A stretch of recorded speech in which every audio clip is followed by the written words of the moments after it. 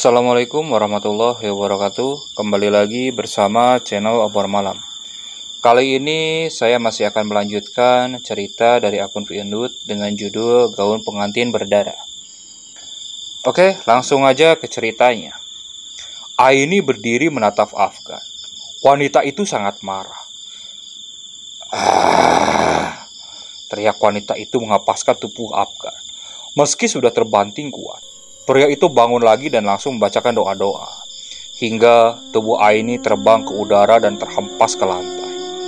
Asap putih keluar dari tubuh wanita itu. Aini terbatuk memuntahkan darah hitam dari mulutnya. Wanita itu langsung pingsan, membuat kedua anaknya begitu panik. "Mama!" teriak kedua anaknya, menghampiri wanita tersebut. Mereka lantas membaringkan tubuh wanita berkerudung itu di ranjang. "Sebenarnya apa yang terjadi pada keluarga kami? Apa kamu bisa menjelaskan pada kami?" tanya Dimas kepada Afgan. Seorang wanita parubaya tiba-tiba datang. "Loh, Den, apa yang terjadi? Kenapa nyonya seperti ini?" tanya Bu Mimi ikut cemas dengan keadaan majikannya yang kini tak sadarkan diri. "Bu, tolong ambilkan segelas air ya," pinta Afgan pada wanita itu. "Baiklah, Den, tunggu bentar ya." Wanita itu turun lagi ke dapur dan mengambil air. Kemudian pria tersebut mengambil kertas dan pulpen. "Aku tak bisa menjelaskan di rumah ini. Besok temui aku di tempat lain dan ini nomor teleponku," ucap Afgan seraya memberikan selembar kertas dan berisikan nomor teleponnya. Setelah membaca tulisan itu, Dimas langsung menjawab, "Baiklah, lalu bagaimana keadaan ibuku sekarang? Apa dia baik-baik saja?" Jawab Dimas, "Untuk sekarang dia akan baik-baik saja. Tenang aja ya," saut Afgan. Pria itu melihat sekeliling dan tanpa sengaja menemukan buku harian yang terkunci. Entah kenapa ia sangat penasaran dengan buku harian itu. Lalu Afgan menyentuh buku tersebut. "Astagfirullah, jadi ini penyebabnya," ucap pria itu tiba-tiba. Ia terkejut dengan apa yang baru saja ia ketahui. "Maksud kamu apa?" tanya Dimas. "Besok bawa juga buku harian ini ya. Sekarang simpan dulu aja baik-baik," pinta Afgan. "Baiklah," saut Dimas, dan tanpa pikir panjang langsung memasukkan buku hariannya itu ke tas kerjanya. Bok Mina dengan cepat datang dan memberikan segelas air putih kepada Ain. Setelah keadaan wanita itu membaik, Afgan berpamitan.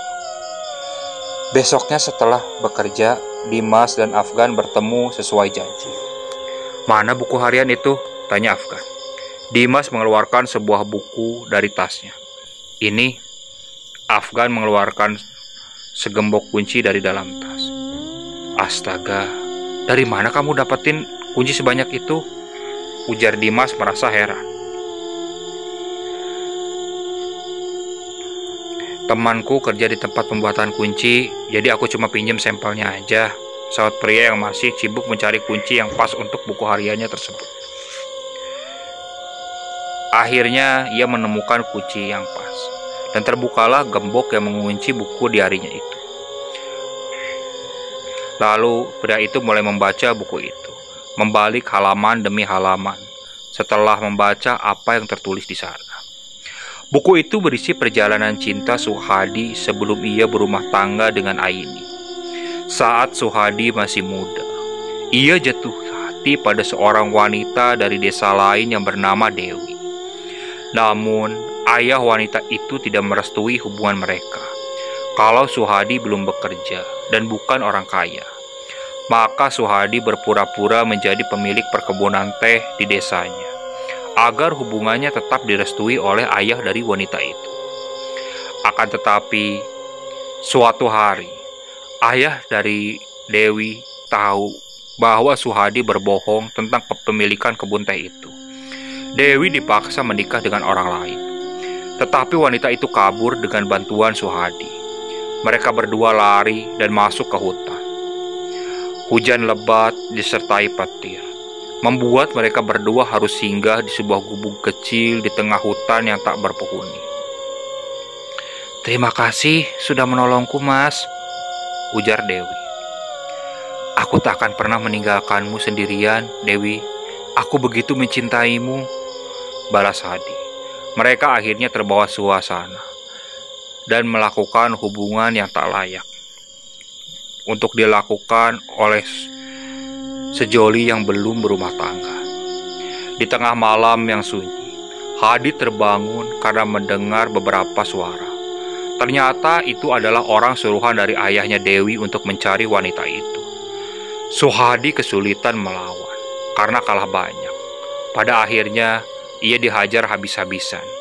Kemudian tubuh Suhadi yang sudah tak bisa melawan lagi dibuang ke sungai dekat hutan itu. Dewi yang tak memiliki perlindungan dari Suhadi lagi pun akhirnya menjadi korban oleh pria suruhan yang membuat Dewi akhirnya dilecehkan. Lalu mereka meninggalkan wanita itu begitu saja. Dewi menangis sejadi-jadinya. Ia berlari keluar dari hutan dan bersembunyi di sebuah desa. Ia memutuskan untuk tinggal di sana dan menyamarkan dirinya agar tak dikenali oleh orang lain. Nasib sialnya pun menimpa wanita berusia 25 tahun itu. Ternyata ia hamil dan tak tahu harus minta pertanggungjawaban pada siapa. Akhirnya, wanita itu memutuskan untuk melahirkan dan menjaga anaknya sendiri tanpa seorang suami. Lahirlah seorang bayi perempuan yang sangat cantik dari rahim Dewi. Tetapi wanita tersebut malah menangis karena anaknya lahir tanpa tahu siapa ayahnya. Hari berganti hari, bulan berganti bulan, tahun pun berganti tahun. Dewi hidup dengan penderitaan yang harus ia alami, ditambah masa lalu yang buruk yang tak kunjung hilang dari ingatannya. Tak jarang orang-orang di sekitarnya menghinanya karena mempunyai anak tanpa menikah. Karena hal tersebut, Dewi sudah beberapa kali pindah rumah.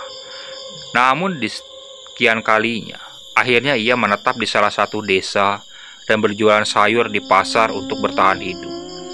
Dengan pekerjaannya itu, Dewi bisa menyekolahkan anaknya hingga sekolah dasar. Suatu hari, tanpa sadar, ia menjatuhkan piring nasi milik anaknya karena melihat berita di TV yang membuatnya tercengang sekaligus sakit hati. "Ibu, kenapa? Kok nangis gini?" tanya anak gadis itu tanpa tahu penyebab ibunya tiba-tiba menangis. Ternyata Suhadi, pria yang sangat dicintainya, kini menikah dengan Aini, anak dari pemilik kebun teh di desa yang mereka tinggali. Kabar itu sudah menyebar ke media massa karena keluarga Aini kaya raya. Begitu hancur hati Dewi mendengar kabar itu. Wanita tersebut berpikir bahwa Suhadi sengaja meninggalkannya di hutan karena Aini. Padahal kebenarannya adalah saat tubuh Suhadi dibuang ke sungai, Aini yang saat itu tak sengaja bermain di sungai menemukan pria itu dalam keadaan babak belur dan tak sadarkan diri. Tapi syukurlah Suhadi masih bernapas. Aini segera membawa Suhadi ke rumahnya dan merawat pria itu sampai sembuh. Karena benturan di kepala Suhadi, pria itu hilang ingatan. Dan pada akhirnya, Aini malah jatuh cinta pada pria itu dan memutuskan untuk menikah. Baru setahun pernikahan mereka, Suhadi mulai ingat dengan Dewi, kekasihnya dulu. Pria itu pun mencoba mencari wanita itu kemana-mana, tetapi ia tak mendengarkan kabar sama sekali.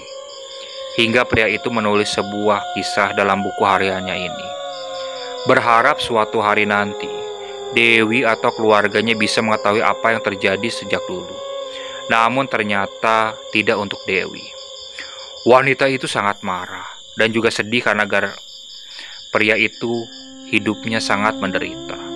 Dewi membuka laci lemarinya yang masih tersimpan rapi. Gaun pengantin yang dulu ia kenakan saat melakukan hubungan bersama Suhadi. Wanita itu menangis seraya meremas gaun pengantin itu. Suatu hari saat anak gadisnya baru pulang sekolah. "Bu, lapar. Hari ini masak apa?" "Bu, Ibu," teriak anak gadis itu.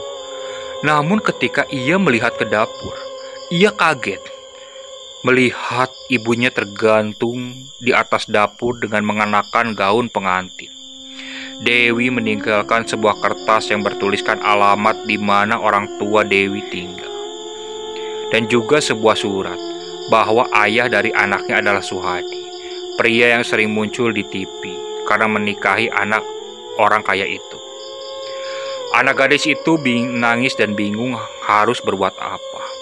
Setelah kematian ibunya, anak gadis itu sering berteriak-teriak sendiri dan meraung-raung, hingga beberapa warga desa memasukkan anak itu ke panti rehabilitas. Afgan menutup buku harian itu dengan mata yang sudah berkaca-kaca. "Apa yang ditulis di buku itu?" tanya Dimas ikut penasaran. "Kurasa kamu harus membacanya sendiri. Ini sangat menyakitkan," ucap Afgan mulai menangis. Dimas mengambil buku itu dan membacanya. Beberapa saat kemudian, "Ini nggak mungkin. Ayahku bukan orang seperti itu," teriak Dimas tak percaya dengan isi di dalam buku itu. "Kurasa arwah itu datang karena punya dendam pada ayahmu," sahut Afgan. "Tapi ayahku sudah meninggal. Kenapa mereka malah menyerang kami?" tanya Dimas. "Itulah yang harus kita pecahkan. Jika saja kita bisa menemukan anaknya Dewi itu, mungkin semuanya akan terjawab. Pasti anak itu ada hubungannya dengan arwah Dewi yang menghantui keluargamu," jelas Afgan. "Tapi di mana aku harus mencari wanita itu? Aku aja tak tahu dia di mana," ucap Dimas semakin bingung dengan situasi sekarang. "Kamu nggak perlu mencarinya, karena dia akan datang sendiri padamu," ujar Afgan. "Lalu apa yang harus kulakukan?" tanya Dimas. "Ceritakan isi buku ini kepada ibumu. Beliau juga harus tahu masa lalu suaminya. Dan semoga kita bisa mendapatkan sedikit informasi mengenai kematian ayahmu," pinta Afgan. "Baiklah kalau begitu," balas Dimas setuju. Di sebuah rumah berdinding kayu, seorang pria berjalan di kegelapan mengeluarkan kunci rumah dan membuka pintu. "Papa sudah pulang?" tanya Afgan kepada seorang pria yang duduk di depan meja makan. "Iya, Bapak baru pulang. Kamu udah makan belum?" tanya pria berkumis itu. "Sudah kok, Pak," ujar pria itu dan duduk di sofa sambil melepaskan sepatunya. Tiba-tiba, sekelebat bayangan melewati jendela rumah mereka. Pria yang duduk di depan meja makan itu tahu. "Sudah berapa kali Bapak bilang, jangan berurusan dengan mereka. Apa kamu tidak mau mendengarkan Bapak?" bentak pria itu yang biasa dipanggil Herman. Ia tak ingin lagi anaknya bersangkutan masalah dengan urusan hal-hal gaib. "Pak, teman Afgan sedang kesusahan. Mereka satu keluarga diganggu sama arwah. Aku hanya mencoba membantu, Pak," jawab Afgan. "Dapat apa? Itu urusan mereka. Kamu gak usah ikut campur. Apa kamu gak ingat apa yang terjadi pada ibumu?" ucap pria itu. Afgan ingat, Pak, sangat jelas. Bahkan kejadian itu seperti baru kemarin. Afgan sudah besar, Pak. Sudah bisa jaga diri. Bapak gak perlu khawatir, ucap Afgan. "Astagfirullah, Afgan, bicara apa kamu ini? Bapak hanya khawatir sama kamu. Yang kamu lawan ini bukan manusia, melainkan setan.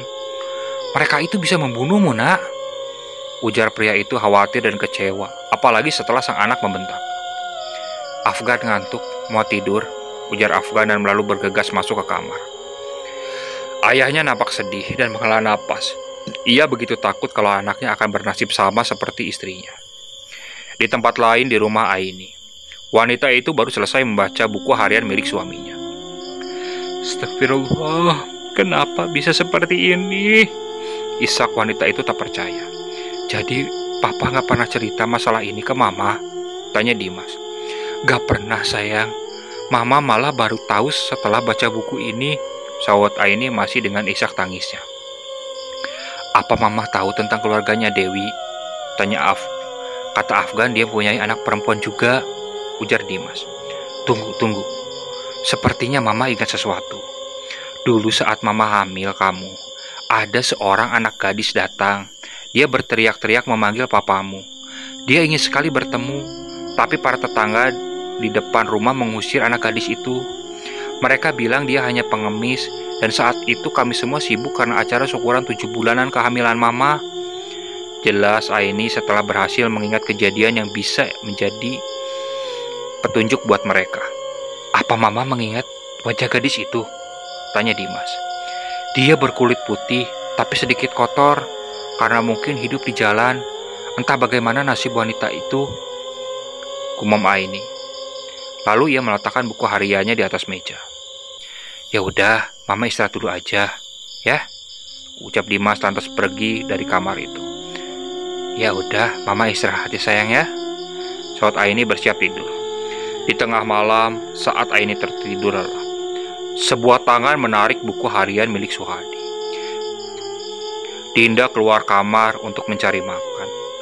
Karena di tengah malam ia merasa kelaparan, dan itu sudah menjadi kebiasaan wanita itu. Ia membuka kulkas. Ketika melihat ada sekotak roti yang tinggal separuh di sana, Dinda berkata, kebetulan ada roti. Seraya mengeluarkan kotak itu dan menaruhnya di meja. Wanita itu menikmati rotinya. Mendadak, lampu di dapur berkedap-kedip. Kenapa ini? Rusak apa ya? Gumam wanita itu seraya mendongak untuk melihat lampu. Matanya dikagetkan dengan sesosok pocong yang bergelantungan di langit-langit rumahnya. Sontak wanita itu berteriak seraya berdiri. Bu! Namun tiba-tiba pocong itu jatuh ke atas meja dan matanya yang hitam menatap ke arah Dinda. Wanita itu segera berlari tunggang langgang. Tapi entah bagaimana caranya, pocong itu bangkit dan justru mengikutinya, hingga wanita itu menabrak seseorang. Wah, tolong! Isak Dinda seraya menutup mata. Non Dinda, ini Mbok Mina, Nona kenapa? Tanya wanita tua itu kepadanya. Ya Allah, Mbok, itu ada pocong, Mbok. Tolong Dinda, rintih wanita itu. Ya Allah, Non, di mana? Itu di sana, Mbok. Di sana, ujar wanita itu sambil menuju ke arah dapur. Coba, Mbok Mina cek ya, pinta wanita tua itu. Mereka berdua berjalan perlahan dan melihat ke arah dapur. Tetapi tak ada apapun di sana. Tuh, gak ada apa-apa kok, Non. Non pasti berhalusinasi. Udah malam, Non balik lagi aja ke kamar ya, pinta Mbok Mina. Tetapi, Mbok, aku bener-bener ngelihatnya tadi, bantah Dinda. Mbok Mina tersenyum. Ayo, Non, Mbok Mina antar ke kamar, ajak wanita tua itu. Dinda pergi dengan perasaan aneh. Ia yakin betul apa yang dia lihat. Assalamualaikum, ujar beberapa orang di luar rumah berlantai 3 itu. Waalaikumsalam, kalian udah datang? Ayo masuk, pinta Dimas pada teman-temannya yang datang menjenguk Aini. Mereka bergegas ke kamar wanita itu. Salam tante, ucap mereka kepada wanita berkerudung yang sedang duduk di ranjang. Duh, kok repot-repot kesini sih? Tante udah baikan kok. Makasih udah mau mampir, saut wanita itu. Tuh, tante cepat sembuh ya, ucap Gisel. Iya, biar bisa masakin kita makan yang enak-enak lagi tante, celetuk Roni. Dasar kamu Ron, makan mulu pikirannya, bentak wanita yang berdiri di samping wanita itu. Ini siapa ya? Kok tante belum pernah lihat? Ujar Aini menatap wanita itu. Sisil maju ke depan ingin berkenalan.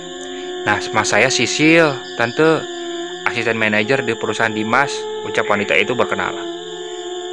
Dan juga pacar aku tante, celetuk Roni seraya memeluk Sisil. Ron, sopat dikin apa? Bentak wanita itu sebut kepada pacarnya. Syukurlah Ron, tante ikut senang, ucap Aini. Cantik kan tante? Gak kalah kan sama Gisel, celetuk pria itu. Apaan sih Ron? Bantah Gisel. Ya udah kita ngobrol di luar aja. Biarin mamaku istirahat dulu, pinta Dimas. Anggap aja rumah sendiri ya, sahabat Aini tersenyum. Mereka semua pergi meninggalkan Aini. Sepertinya wajah wanita itu tidak asing. Gumam Aini seraya tidur di siangnya.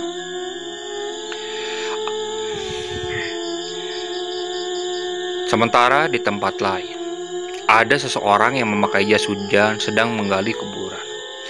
Susah payah ia mengeluarkan tubuh mayat yang baru ia kubur beberapa hari lalu.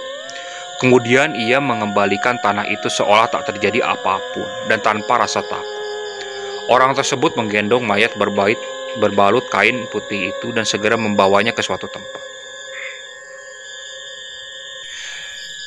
Di tempat lain, Afgan mengguyur tubuhnya dengan air shower.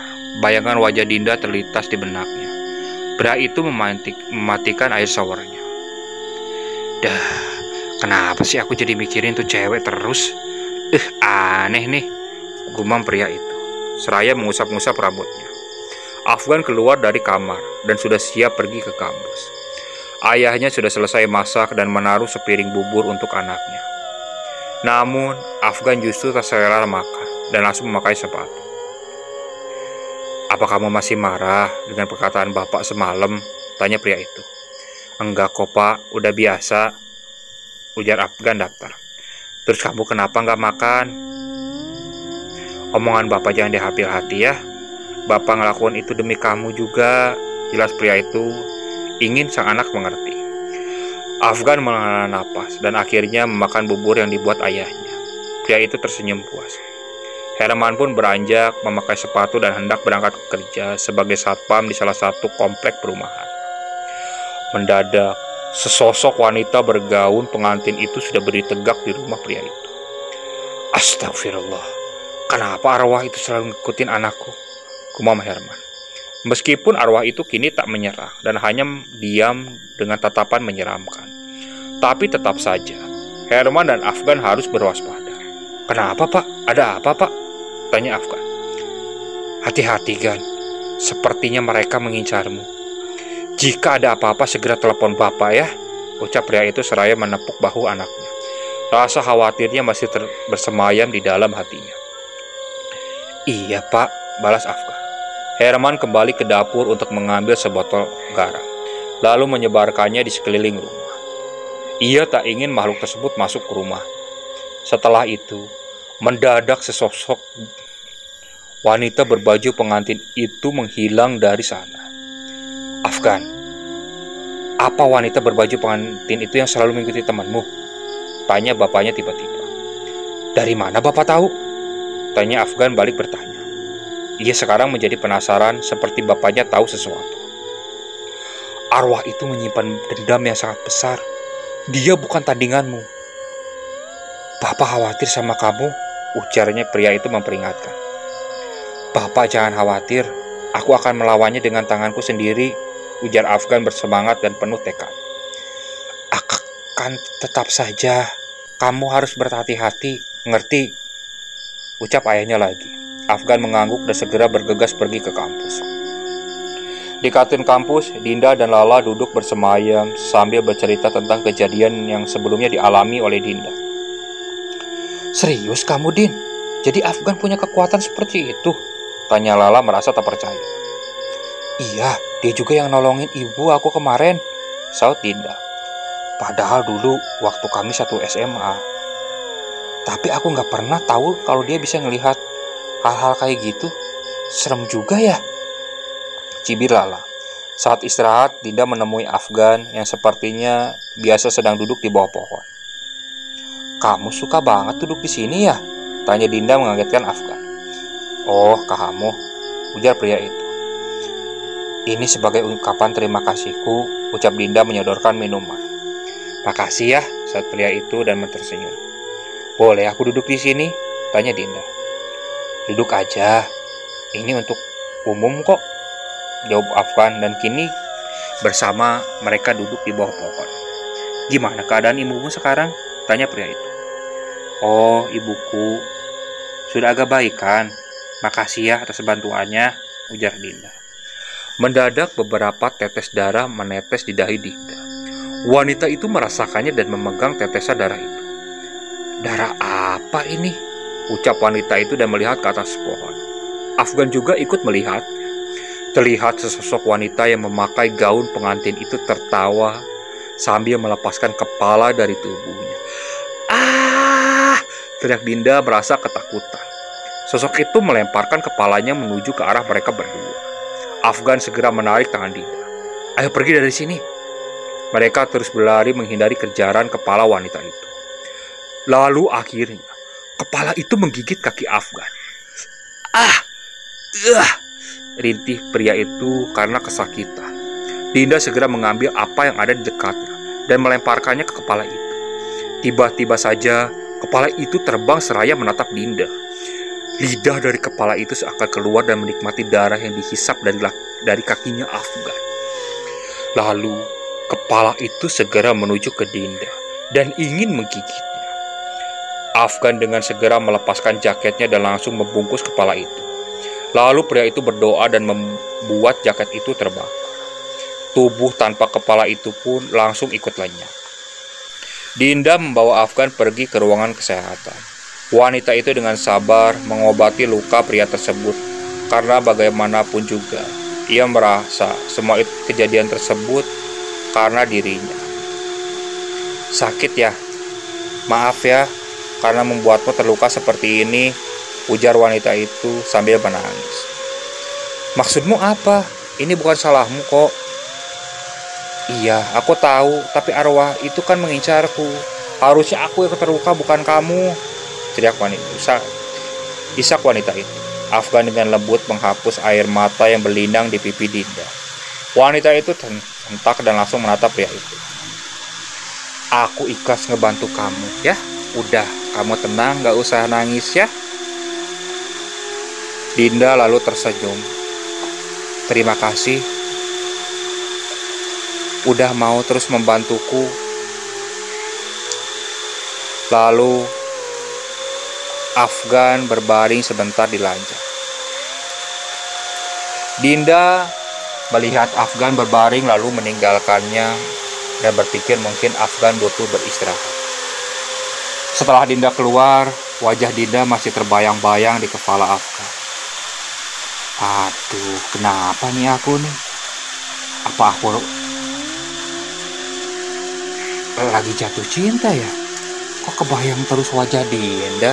Pikir Afgan. Lalu tanpa sadar, Afgan pun tertidur. Di dalam tidurnya, Afgan bermimpi berada di tanah kuburan. Pria itu melihat sebuah batu nisan bertuliskan Suhadi. Kemudian, tiba-tiba, tanah kuburan itu terbelah menjadi dua. Bangkitlah sesosok pocong dari sana. Selamatkan keluargaku. Aku mohon, ucap pohon itu memandangi Afgan. Aduh, teriak pria itu lalu terbangun dari tidur. Astagfirullah, pertanda apa itu? Siapa Suhadi itu?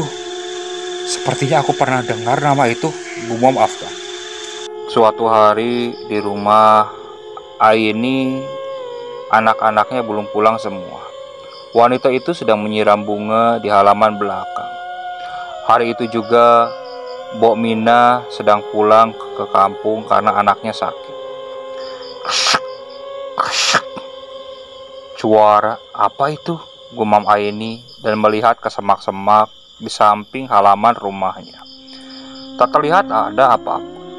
Lalu matanya berkeliling ke atas pohon yang rimbun itu.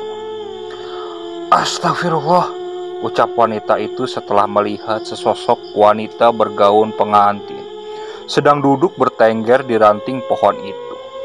Wajah wanita itu berlumuran darah. Aini yang masih terkejut pun langsung masuk ke rumah dan menelepon Dimas.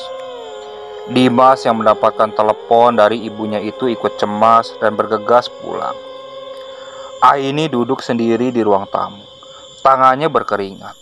Wanita itu melihat sekeliling. Ia sangat ketakutan. Namun tiba-tiba, ia dikejutkan saat pintu rumahnya mendadak diketuk beberapa kali. Apa itu Dimas? Kenapa cepat sekali? Gumam Aini seraya berjalan mendekati pintu untuk membukanya. Ketika pintu dibuka, Dinda sudah berdiri di sana. Dinda, kok kamu sudah pulang sayang? Tanya Aini. Tetapi tak dijawab oleh wanita itu. Dinda justru menatap wajah Aini dan langsung mencekik wanita itu. Lepas Din, ucap wanita berkerudung itu. Dinda berubah wujud menjadi wanita bergaun pengantin yang tubuhnya berlumuran darah. "Kalian harus mati di tanganku," teriak wanita itu. Lalu sebuah mobil yang sudah terparkir di depan rumah yang berlantai 3 itu. Dimas segera keluar dari mobil dan melihat pintu rumahnya terbuka. Mama di mana?" teriak pria itu. Sosok itu mendengar suara Dimas, dan dengan segera sosok tersebut menyeret tubuh Aini ke arah bak mandi dan langsung menenggelamkannya ke bak tersebut yang penuh dengan air. Aini meronta-ronta beberapa kali, tetapi tak ada yang dapat mendengarnya. Lalu Dimas masuk ke dalam rumah dan mencari ibunya. Dia mendengar ada suara air di kamar mandi. Lalu dia bergegas lari ke arah kamar mandi. Dan ditemukannya ibunya sedang ada di bak kamar mandi yang tenggelam. Lalu Dimas mengangkat tubuh ibunya tersebut.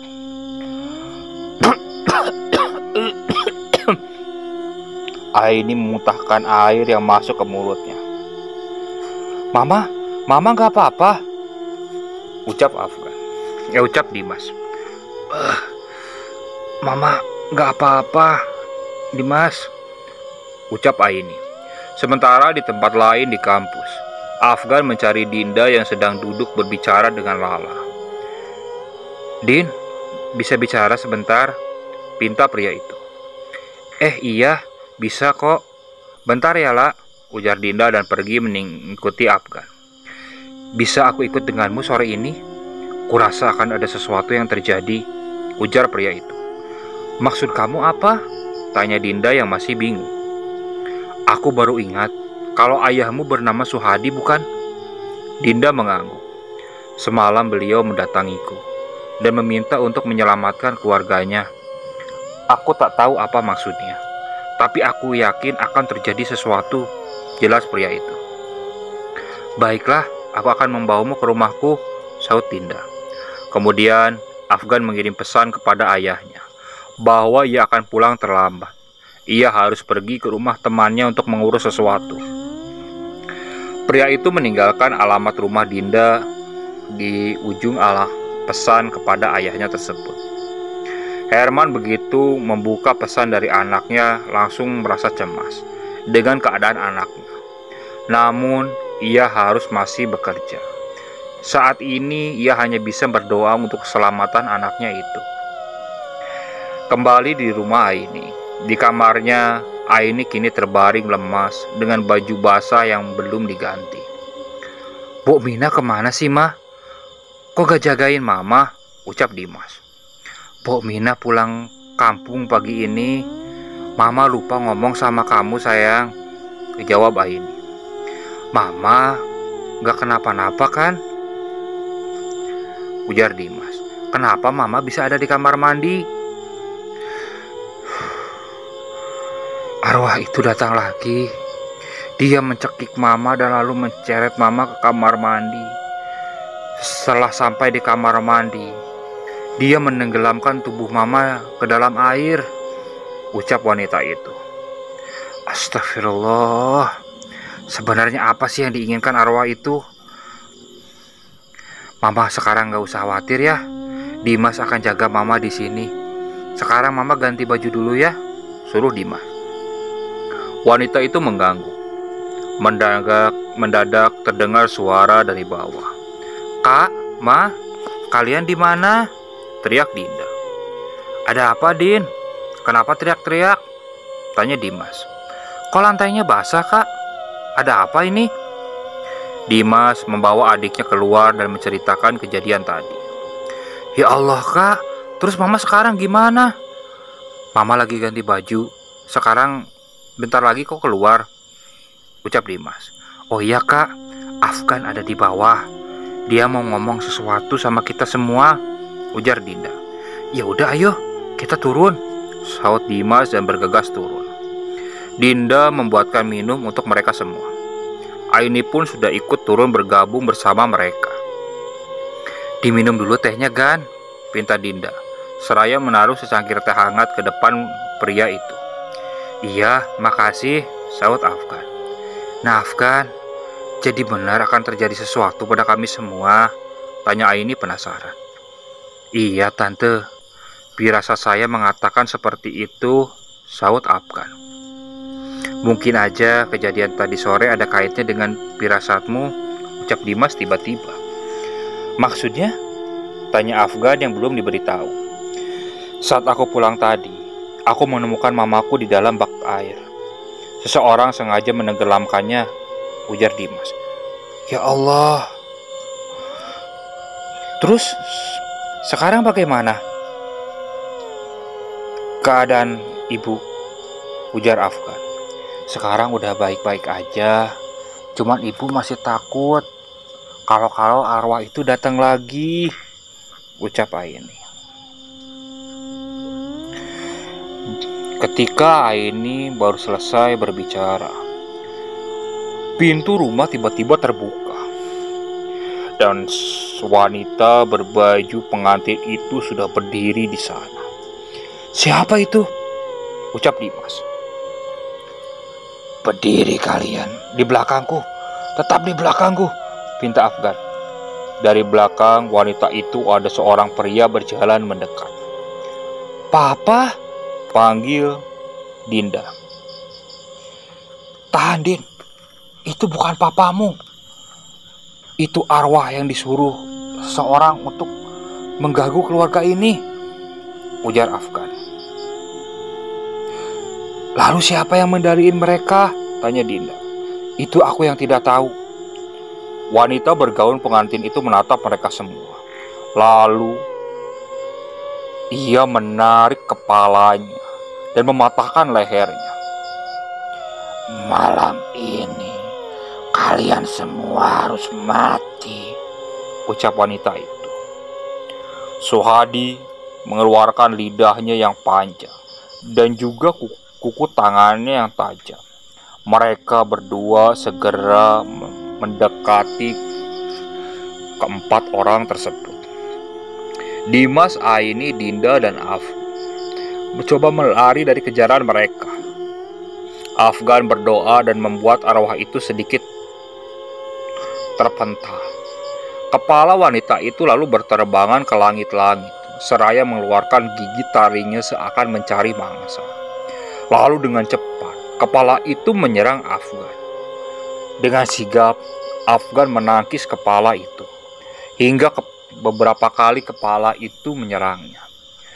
Namun, mungkin Afgan lengah. Saat kepala itu menyerang, tangan Afgan lolos menangkis kepala itu. Lalu kepala itu langsung menggigit leher Afgan. Lintih pria itu menahan sakit. Dimas yang melihat itu langsung mendekati Afgan dan menarik kepala wanita itu dan membantingnya hingga menabrakkan lemari. "Aduh, gimana ini?" ujar Dinda cemas melihat keadaan Afgan. "Mereka terlalu kuat untukku," rintih Afgan. "Apa yang harus kulakukan untuk membantumu?" tanya Dimas. "Tetaplah sembunyi di sini. Aku akan berusaha melawan mereka," ujar Afgan. Afgan mencoba melawan kedua arwah itu lagi. Tiba-tiba Suhadi datang dan mencekik pria itu. Afgan berusaha berdoa, tapi cekikan itu justru semakin kuat. Tubuh Dewi yang tak berkepala itu datang menghampiri Afgan. Lalu tiba-tiba dari arah pintu rumah ada seseorang yang berteriak, "Allahu Akbar! Allahu Akbar! Allahu Akbar! Wahai kalian makhluk terkutuk, kembalilah ke dunia kalian!" teriak Herman yang baru saja datang. Suhadi menengok ke arah suara itu dan langsung berganti menyerang Herman. Pria itu mengeluarkan sebuah keris. Lalu ia menusukkan keris tersebut ke tubuh Suhadi. Lalu dengan secepat kilat ia melompat ke arah sosok Dewi dan menusuknya juga. Seketika tubuh mereka berangsur menghilang. Arwah Dewi yang memakai baju pengantin berdiri tegak di depan mereka semua. "Tolong kami, Ini bukan kemauan kami. Kami lelah melakukan ini semua. Isak Dewi membuat semua orang tercengang. Lalu, siapa dalang di balik semua ini? Tanya Herman. Dia adalah anakku. Kami akan segera kembali ke dia. Ikuti kami, pinta Dewi dan berubah menjadi cahaya putih. Ayo cepat, ikuti cahaya itu, pinta Herman. Mereka bergegas naik ke mobil Dimas dan mengikuti cahaya terang tersebut. Jangan sampai kehilangan cahaya itu, nak, pinta Herman yang duduk di bangku depan. Iya, Pak, saut Dimas. Sebenarnya cahaya itu mau kemana? Tanya Aini. Kita akan bertemu orang yang mengirim mereka selama ini, Tante, saut Afgan. Cahaya itu berhenti di atap sebuah rumah berlampu redup. Mereka semua mulai menyusup ke dalamnya. Kurasa di dalam rumah ini. Ayo, semuanya turun, pinta Herman. Cahaya itu kembali masuk ke sebuah peti yang di dalamnya ada tulang belulang yang diselimuti gaun pengantin. Wah, seorang wanita paruh baya memutahkan cairan hitam karena awah yang dikirimnya kembali. Ibu gak apa-apa kan? Tanya Sisil pada ibunya. Sialan, mereka terlalu kuat, ucap wanita yang bernama Lilis. Arwah Suhadi dan Dewi datang menghampiri mereka. Lilis, cukup, Dok. Ibu sekarang udah bahagia bersama ayahmu. Jangan termakan hawa nafsumu, Dok, ujar Dewi. Aku tak akan membiarkan mereka hidup dengan tenang setelah membuatku menderita seperti ini, Bu, bantah Lilis yang ternyata adalah Mbok Mina. Wanita tua itu mengucap beberapa mantra dan membakar buku harian milik Suhadi. Mendadak, mayat pria yang terbalut kain kapat itu langsung bangkit dengan mata yang hitam melotot. Brak! Apa itu, Bu? Tanya Sisil merasa seperti mendengar suara pintu dibanting. Kedua wanita itu keluar dan melihat keluarga Aini di sana. Astagfirullah, Mbok Mina. Jadi semua ini ulahnya, Mbok, ujar Aini tak percaya bahwa perempuan yang dianggap adiknya itu tega melakukan semua ini. Berani-beraninya kalian datang kemari, ucap wanita berumur 45 tahun itu. Hentikan, Mbok. Apa salah kami pada Mbok? Isak Dinda yang menyayangi Mbok Mina seperti ibunya sendiri. Salah kalian karena menghancurkan hidupku. Aku adalah anak dari Dewi yang hidupnya dihancurkan oleh ayah kalian, bentak wanita itu. Ayahku tak bermaksud melakukan itu. Itu semua salah paham, Bo, timpal Dimas. Nasi sudah menjadi bubur dan tak akan pernah kembali lagi, ucap wanita itu seraya membaca mantra. Mendadak, arwah Dewi dan mayat Suhadi sudah berdiri tegak di depan wanita itu. Bunuh mereka semua, perintah Lilis kepada kedua arwah tersebut. Afgan dan ayahnya langsung melawan kedua arwah itu. Dimas melihat seorang wanita yang sangat ia kenal. Sisil, bagaimana mungkin dia ada di sini? Ujar Dimas merasa bingung. Herman berdoa dan meletakkan tangannya di kepala pocong itu, hingga pocong tersebut meraung-raung kepanasan. Arwah Dewi terbang ke atap langit. Lilis ikut duduk dan bersemedi, tetapi lawan wanita itu sangat tangguh. Herman dan Afgan meletakkan tangan mereka di lantai keramik rumah itu. Allahu Akbar, teriak mereka bersama, membuat arwah-arwah itu terpental jauh. Lilis pun ikut terpental dan kepalanya membentur tembok hingga darahnya bercucuran di kepalanya. Ibu, Bu, bangun, Bu, isak Sisil meratapi ibunya. Dimas segera memanggil polisi dan ambulan. Pihak polisi membawa Sisil yang diduga penganut ilmu sesat karena ditemukannya beberapa mayat yang digali oleh perempuan itu di rumahnya. Sedangkan Lilis nyawanya tidak tertolong karena benturan di kepala wanita itu begitu keras hingga dia kehabisan darah. Keluarga Aini lalu menguburkan kembali jasad Suhadi yang sudah diambil oleh Sisil dan tidak lupa ia juga menguburkan tulang belulang Dewi beserta gaun pengantin itu. lalu di samping kuburan Suhadi. Mereka juga menguburkan Lilis bersama dan berdoa dengan harapan arwah mereka kini bisa tenang di alam sana. Afgan melihat wanita berbaju pengantin itu sedang menggandeng tangan Suhadi dan juga seorang gadis kecil. Mereka menunduk seperti berterima kasih karena sudah ditolong. Kini mereka bisa hidup tenang karena sudah berkumpul kembali. Dari penyidikan yang dilakukan, bahwa Lilis menggunakan identitas palsu sebagai Mina untuk bisa masuk dan bekerja di rumah Aini. Nama aslinya adalah Lilis. Wanita itu juga yang membuat Suhadi sakit selama ini, karena selalu mencampur obat dan racun agar penyakit pria itu tak kunjung sembuh. Wanita itu juga yang mengirim beberapa setan datang menghantui keluarga Aini, dibantu oleh anak semata wayang. Mereka berdua menteror keluarga itu dengan alasan dendam. Kini Sisil, anaknya harus mendekam di penjara karena perbuatannya. Oke, sekian untuk cerita kali ini. Saya mohon maaf apabila masih banyak kesalahan dalam pembawaan cerita. Kritik dan saran sangat kami tunggu. Silahkan kalian bisa cantumkan di kolom komentar. Tetap support channel Obor Malam dan jangan lupa klik tombol subscribe-nya. Assalamualaikum warahmatullahi wabarakatuh.